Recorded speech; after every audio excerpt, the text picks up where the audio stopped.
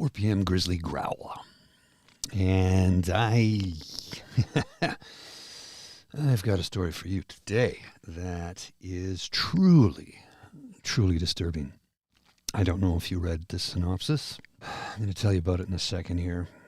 When you read about this, when you see what is happening, it's going to shake you to your core.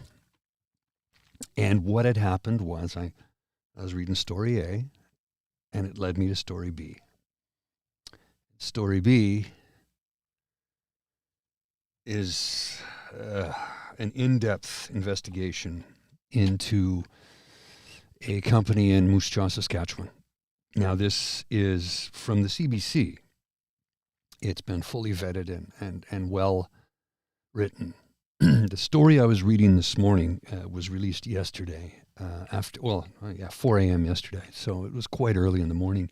But I didn't read about it till this morning. And the story is about a woman by the name of Susie Silvestri. She is an American. She was an American ALS patient. For those of you who might not be aware of what ALS is, it's also known as Lou Gehrig's disease. It was once famously known on that. It's amyotrophic lateral sclerosis, if I pronounced that correctly. There is no recovery from it. It is terminal. And most people survive 5 years, some longer, and some much longer. In the case of Dr. Stephen Hawking, he lived for decades somehow. That's why he couldn't move or speak or anything of that nature. This is a very debilitating disease that robs you of muscular control, amongst other things. Anyway, this woman, Susie, I'll give you the quick rundown on her story, and then I will get into the story I want to cover today, and we can look at other things later. But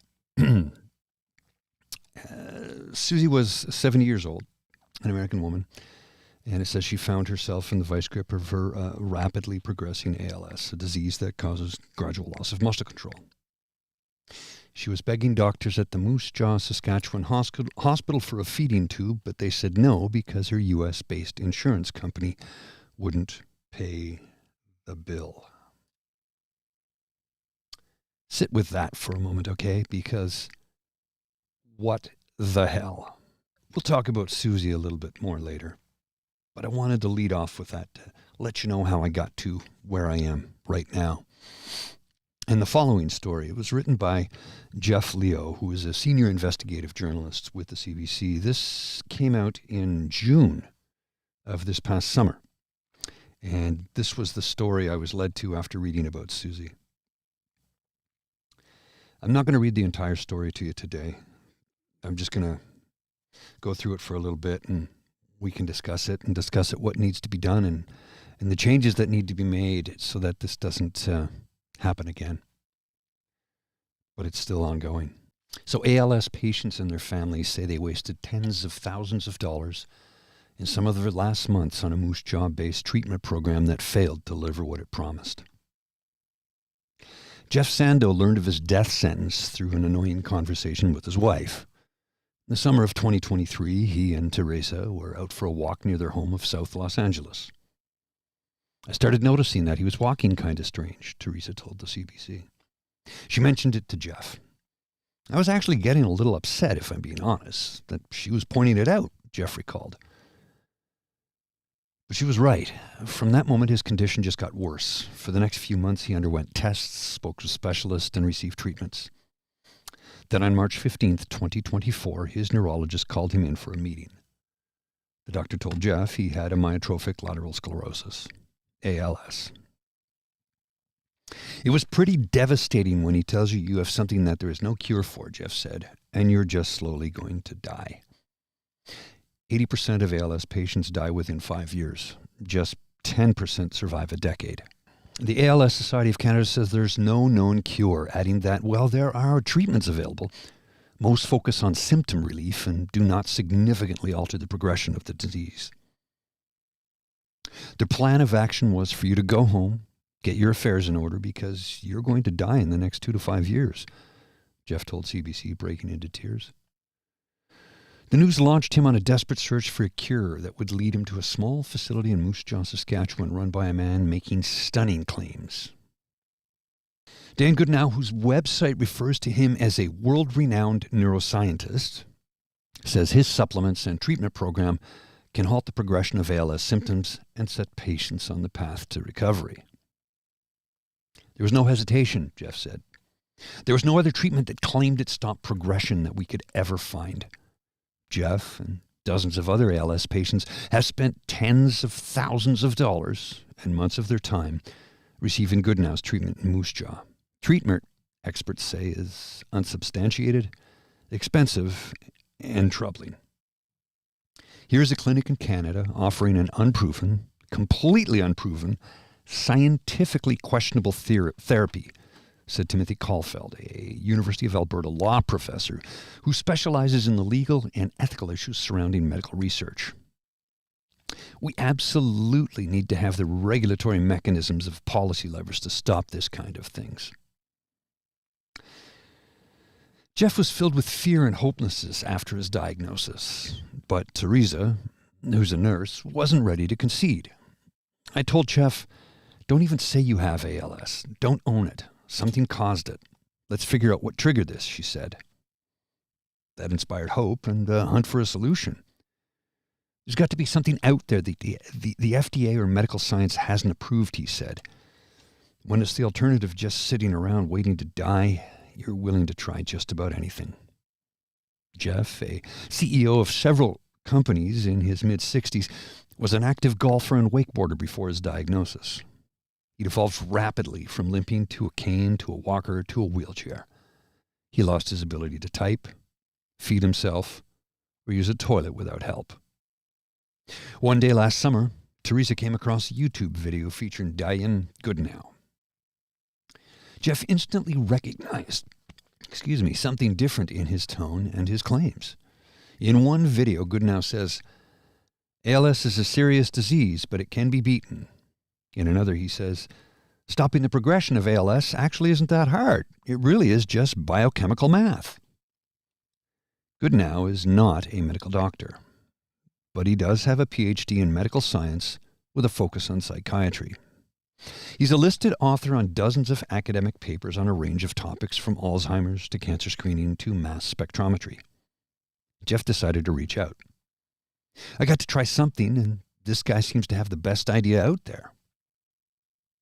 The sales pitch. Late last summer, Jeff and Teresa met with Goodnow and his chief business officer, Tracy Zimmerman, on a series of video calls. Teresa recorded the calls and provided them to CBC. Jeff, we expect you to get stronger, Zimmerman said. We have a 100% success rate in stopping the progression and restoring function of people with ALS. Goodnow echoed those claims, saying it's clearly, unambiguously possible to get better.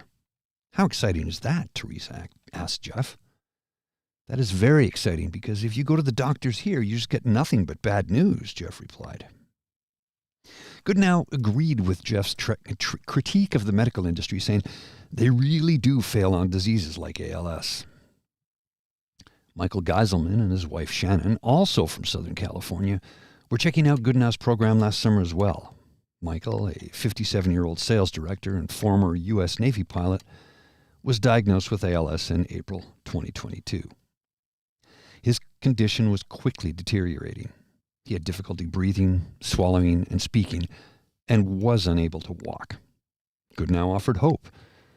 Even if you take a look at some individuals that were in worse case than you with loss of full hand movements, we get their muscle function back, we get their lung function back, he told them in a video call. You are not going to die of ALS in our care, Goodnow told Michael. That's just the God's honest truth. Zimmerman told them that the fix for ALS is actually well known in the scientific community. It's sad, but the scientists have actually known how to reverse ALS for decades, she said.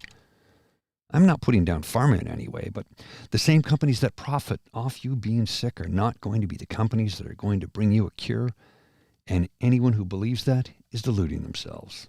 The most persuasive part of the pitch for Michael was the testimonial offered by Corey Mitchell in a video on Goodnow's website.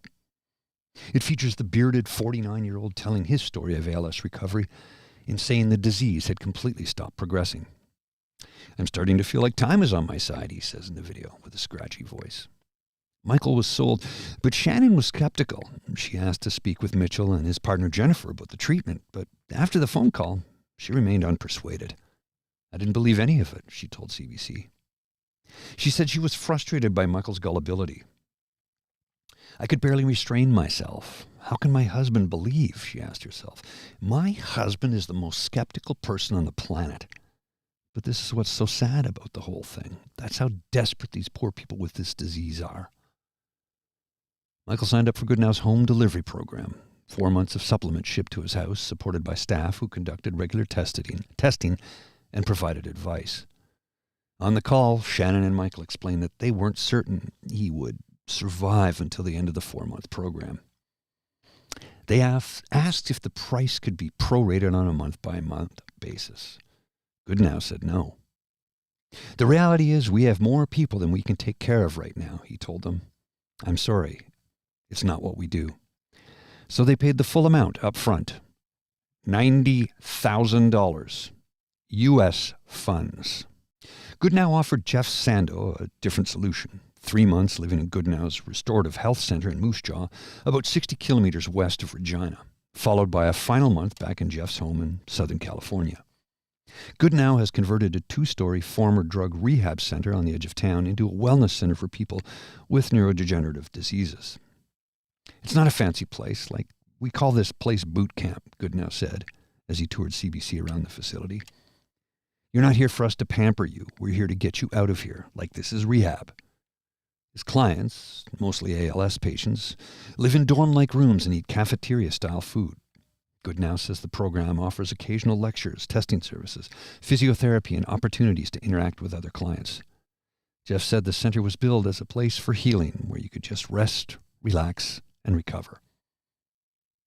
The facility is just the beginning of Goodnow's plans for his hometown.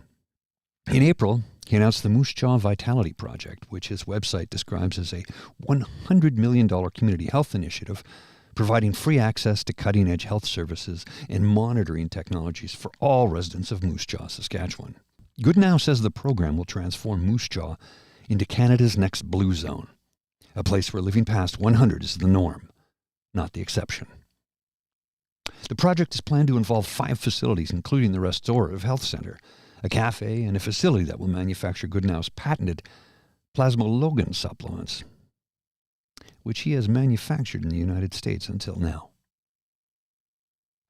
The time has come, though, to incorporate these advanced technologies into routine care and into public health, he said in a video on his website.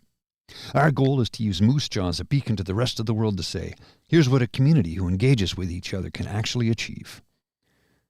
Plasmalogen supplements are the core of Goodnow's ALS program. He says that they are special fats that are crucial for building cell membranes in the body, essential molecules for brain and heart health. Goodnow says people with neurological diseases like Alzheimer's, autism, and ALS have a plasmalogen deficit that he can fix. It's basically human biochemical engineering, he said on Dr. Amy Novotny's Reawaken Your Health podcast late last year. If you actually provide the cells of the human body with the ingredients that they need and then put yourself in an environment that stimulates that adaptability, the body will fix itself. The total cost of the 4-month live-in program is $75,000 US. Jeff and Teresa were sold. I was really going to work hard to be the most improved, he said. I'm going to leave it there for now. This is just people profiting off of somebody's illness. It's disgusting. And when I get to the rest of the story, when you hear the rest of the story, you will be angry. You will want to wring somebody's neck.